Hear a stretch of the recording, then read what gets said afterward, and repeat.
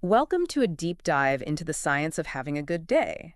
We're going to be exploring the book, How to Have a Good Day, and We'll be looking at evidence-based techniques for things like, improving focus and productivity, decision-making, and even resilience. so it's like understanding, how your brain works, right? And Yeah. then kind of using that to your advantage. Like a user manual for your mind, which can be really empowering. Yeah, that's a great analogy.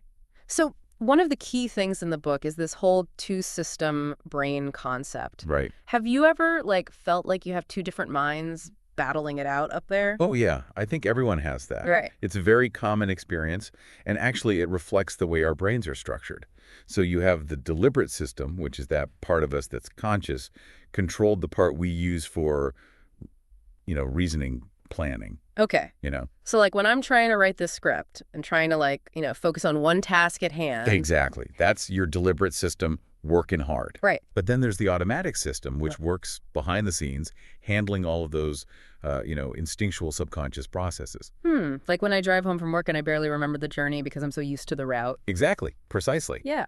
It's efficient, it's fast, but, it can also lead to some interesting quirks. Like that story in the book about the radiologist who missed the gorilla in the lung stand. Yes. That is wild. I mean, they were so focused on looking for nodules that their automatic system basically filtered out the gorilla, even though it was staring them right in the face. It's kind of scary to think that our brains can just ignore things that aren't deemed important at the time, right?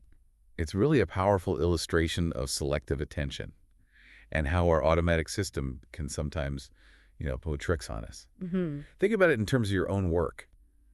Have you ever, been so focused on a task that you miss important details or, cues from your colleagues? Oh, absolutely. I've definitely been guilty of tunnel vision, especially when I'm under pressure. That's your automatic system kicking in, trying to help you focus, but sometimes it can backfire. So knowing this, what can we do to help our brains function better? Yeah. How can we use this understanding to improve our workday? That's where the second big idea from the book comes in the Discover-Defend axis. Okay, let's unpack that. What is the Discover-Defend axis? So it's essentially the idea that our brains are constantly scanning our environment for threats and rewards. And this affects everything from our behavior to our decision-making. It affects our relationships. It's like our brain is on high alert, always looking out for danger, right? Right. It's this survival mechanism that's been hardwired into us over, millennia. Right. But here's the thing.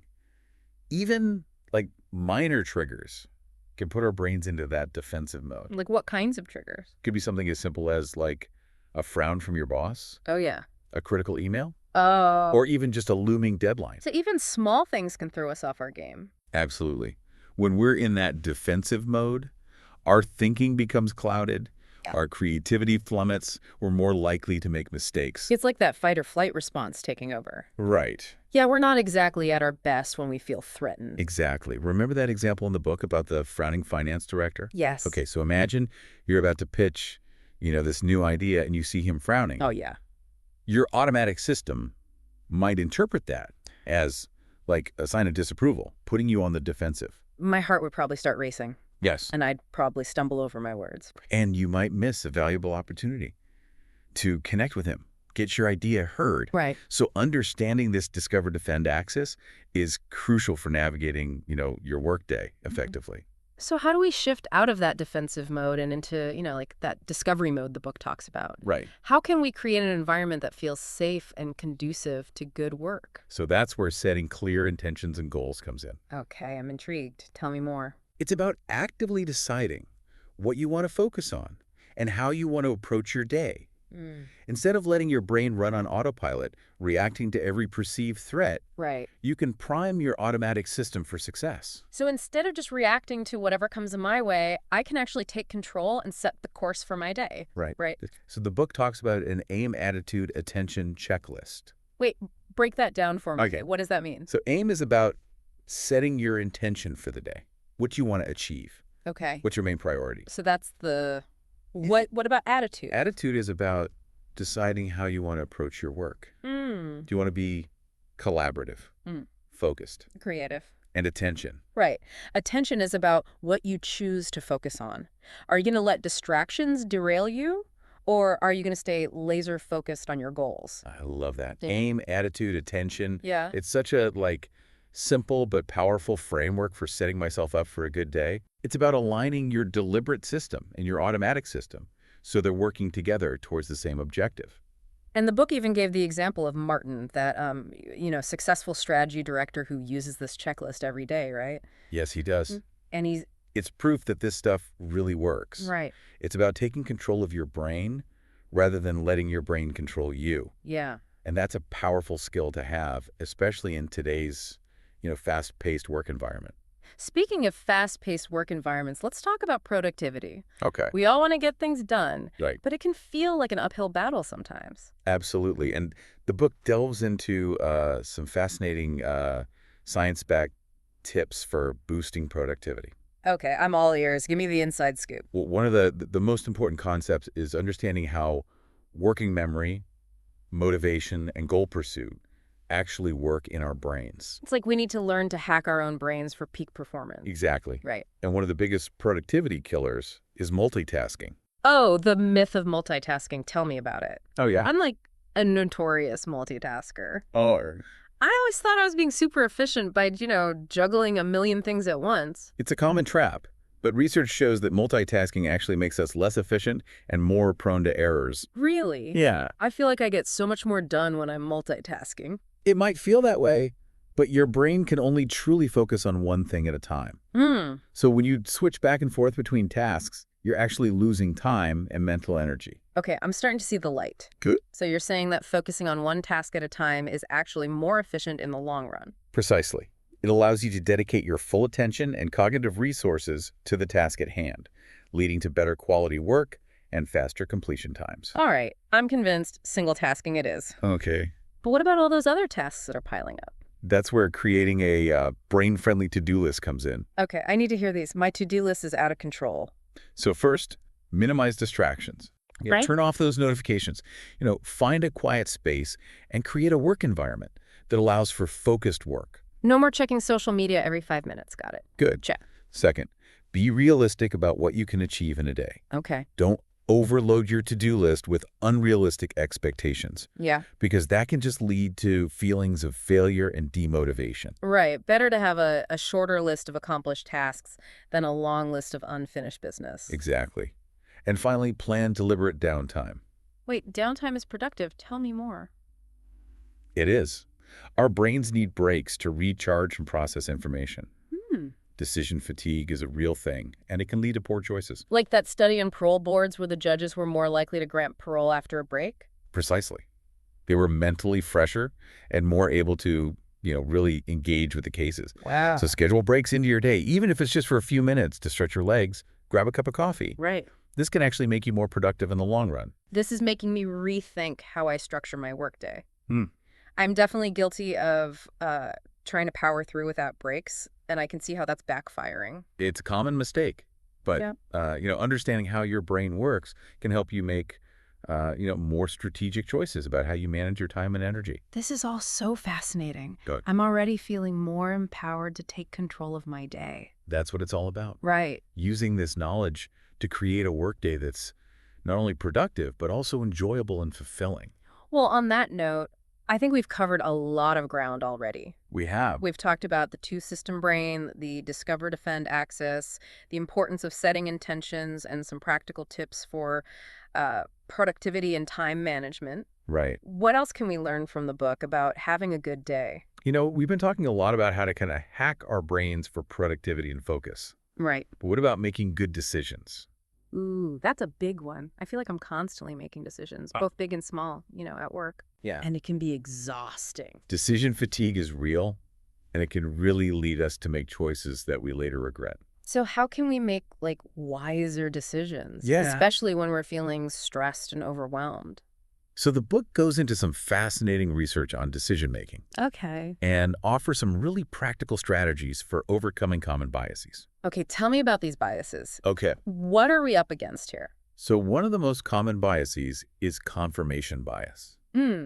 Have you ever noticed that when you're, researching something, you tend to gravitate toward information that confirms your existing beliefs? Oh, absolutely. It's like when I'm shopping for a new gadget, I find myself reading all the positive reviews and kind of like skimming over the negative ones. Exactly. Our brains love to be right. Right. So they kind of filter out information that challenges our existing beliefs. Right. It's a natural tendency, but it can really hinder objective decision making. So we end up in these echo chambers just reinforcing our own biases. Sure. That's kind of scary when you think about it. Yeah, especially when we're making important decisions that affect, our work or our team. So how do we counteract this confirmation bias? How do Yeah. we make sure we're seeing the whole picture? The book highlights the importance of challenging our assumptions and seeking out diverse perspectives.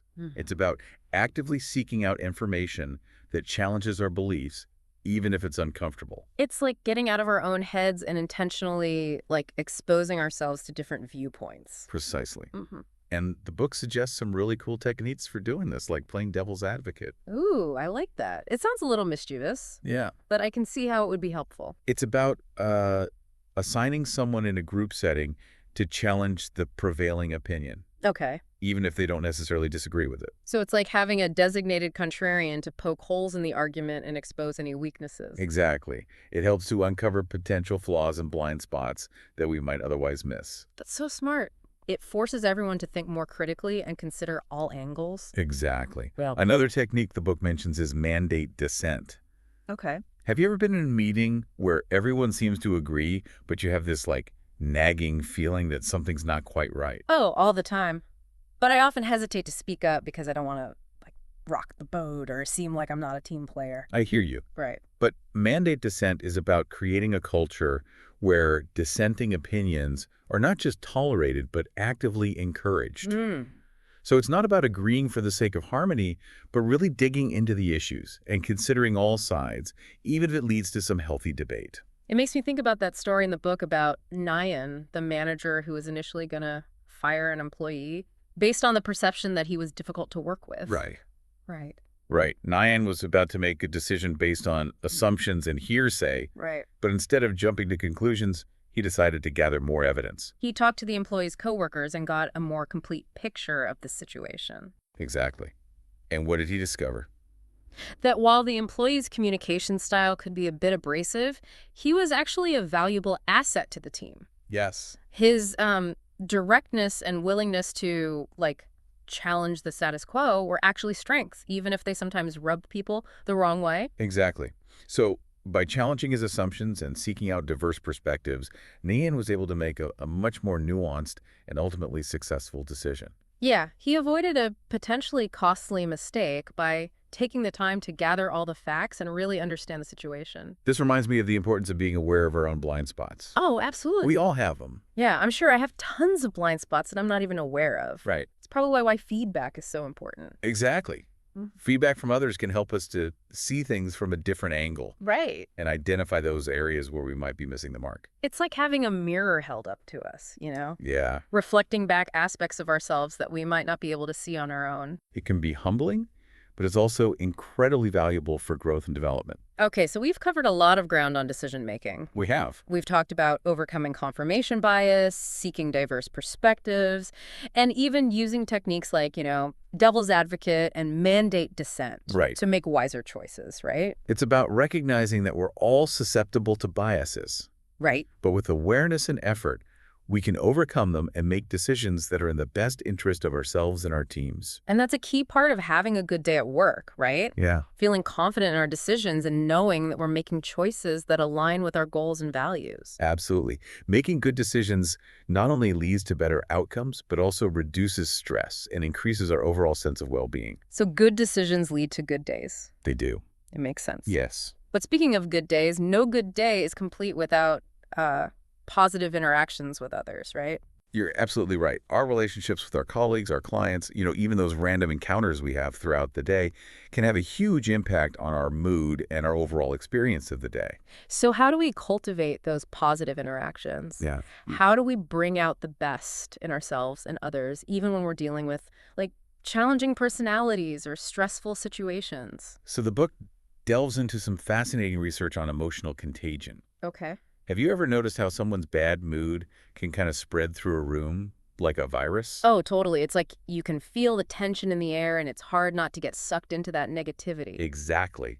Our brains are wired to pick up on the emotional states of others, and we unconsciously mirror those emotions. Hmm. It's almost like a mood virus. So if someone's like stressed or irritable, it can actually rub off on us, It can. even if we weren't feeling that way before. It can. It's pretty fascinating. Wow, that's a powerful example of how like our emotions can impact, a group dynamic. Yeah, and on the flip side, positive emotions are also contagious. Oh, interesting. When we project positive emotions, it creates a more uh, constructive and supportive environment for everyone. So it's not just about managing our own emotions, but also being mindful of the emotional impact we have on others. Precisely. Right. And the book offers some great tips for bringing out the best in others, even in challenging situations. Okay, I'm all ears. Give me the highlights. Okay, well, first and foremost, it's about setting a positive tone. Hmm. Approaching interactions with a genuine desire to understand the other person's perspective and assuming good intent. It's about creating that safe space where people feel heard and respected, Exactly. even if there are disagreements. Right. And it's important to be mindful of our own nonverbal cues. Hmm. Even subtle things like our facial expressions and body language can have a big impact on how others perceive us. Like smiling, right. Yes. I remember the book mentioning that even forcing a smile can actually make you feel happier. It's amazing how our physical actions can influence our mental state. It's like we can trick our brains into feeling better just by smiling, even if we don't feel like it at first. Exactly. And when we smile at others, it sends a signal of warmth and approachability, Right. which can make interactions more pleasant for everyone involved. It's like a chain reaction of positivity. Yeah. Exactly. Right. The book also talks about using a technique called notice, acknowledge, offer. Have you ever heard of this? That sounds familiar. Refresh my memory. Okay, so it's a simple but effective way to kind of diffuse tension and move towards a solution when there's a conflict or a disagreement. Okay, I'm intrigued. How does it work? You start by noticing the issue. Okay. For example, you might say, hey, I noticed that we seem to be having some trouble agreeing on this. So you're acknowledging that there's a problem Yes. without placing blame or making accusations? Exactly. Then you acknowledge how the other person might be feeling. Hmm. You could say something like, that must be frustrating for you. So you're validating their emotions and showing empathy. Right.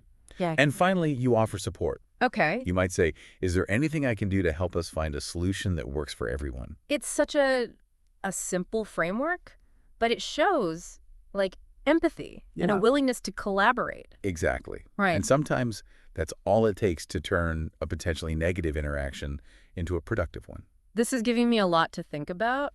Hmm. I realize I'm often so focused on like getting my point across Yeah. that I forget to consider the other person's perspective and how they might be feeling. It's a common trap, especially in a work environment where we're often under pressure to achieve results. Right. But taking the time to connect with others on a human level can make a world of difference, both for our own well-being and for the success of our team. I'm starting to see that having a good day at work is about so much more than just checking things off our to-do list. Yes. It's about like cultivating positive relationships, making wise decisions, and being mindful of our own emotions and the emotions of those around us. Exactly. It's about creating an environment where we feel supported, valued, and empowered to do our best work. And that's something we all have the power to do, one interaction at a time. Okay, so we've covered a lot of ground on how to have a good day at work. We have. We've talked about managing our brains, setting intentions, boosting productivity, making wise decisions, and even bringing out the best in others. Right. But let's face it, life isn't always smooth sailing. Do not.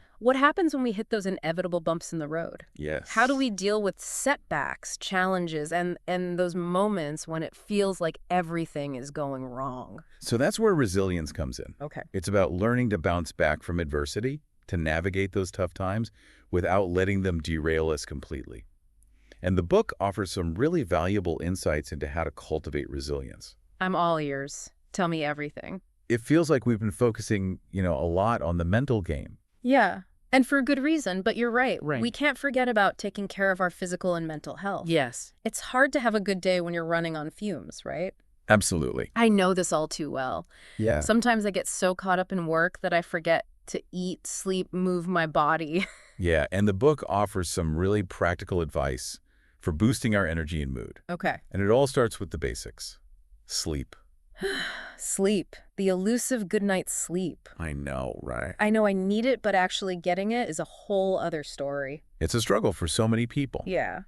But the book emphasizes just how crucial sleep is. Right. When we're sleep deprived, our cognitive function suffers, our mood plummets, and we're much more likely to feel stressed and overwhelmed. It's like trying to run a marathon on an empty tank. It is. So getting enough sleep is non-negotiable for having a good day. Absolutely. And it's not just about the quantity of sleep, it's the quality too. Make sure your bedroom is dark, quiet, and cool. And avoid screens for at least an hour before bed. Right. Think about it. You wouldn't expect your phone to function properly without being charged while your brain needs to recharge too. That's a great analogy. Right. Okay, sleep is at the top of my list. Mm-hmm. What else can we do to boost our energy levels? Well, the book also talks about the importance of exercise. Okay. I know. It can feel like just another thing to add to your already overflowing to-do list. Tell me about it. But I'm willing to hear you out. Convince me why exercise is worth prioritizing. Well, for starters, exercise releases endorphins, which have mood-boosting effects. Oh, It's right. like a natural antidepressant. Hmm. And even a short walk can help to clear your head, reduce stress, and boost your creativity. Okay. Think of it as a way to invest in your mental and physical well-being, which ultimately makes you more productive and effective at work. So it's not about training for a marathon, No. but just like incorporating movement into my daily routine. Maybe taking the stairs instead of the elevator, going for a walk during my lunch break, or even just doing some stretches at my desk. Exactly.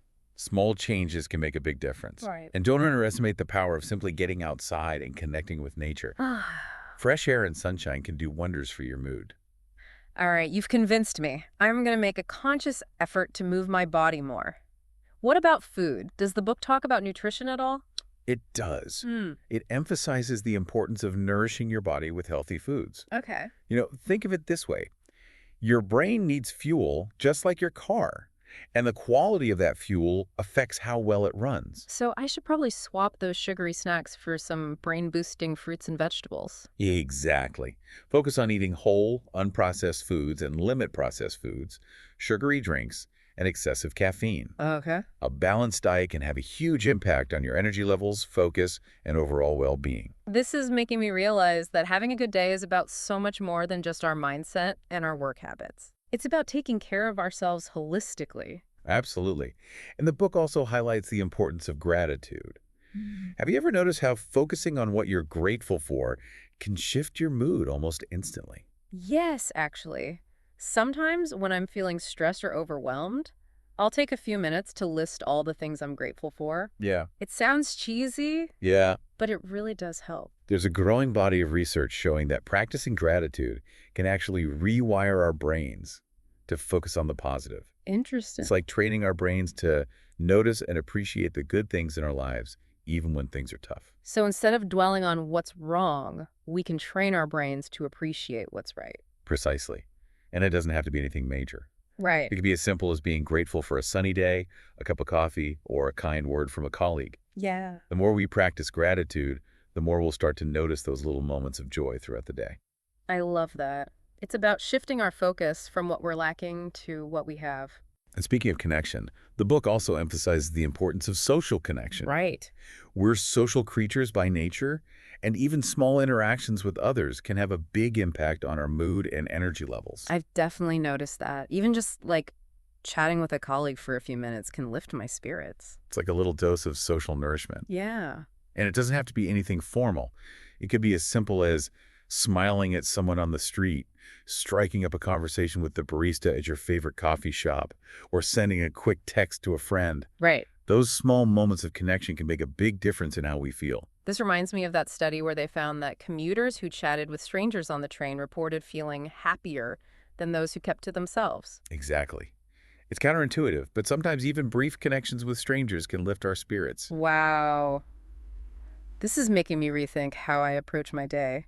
I'm often so focused on getting things done that I forget to prioritize those, like small moments of connection. I'm going to make a conscious effort to be more present and engage with the people around me. I love that. And don't forget the simple but powerful act of smiling. Mm-hmm. Research shows that smiling, even when we don't feel like it, can actually trick our brains into feeling happier. Really? Just smiling. That's it. It might sound too simple to be true, but our physical actions can have a profound impact on our mental state. Hmm. Smiling releases endorphins and sends a signal to our brain that we're happy. Mm. And when we smile at others, it creates a ripple effect of positivity. So the next time I'm feeling down, I'm just going to force myself to smile, Yeah, even if it feels fake at first? exactly.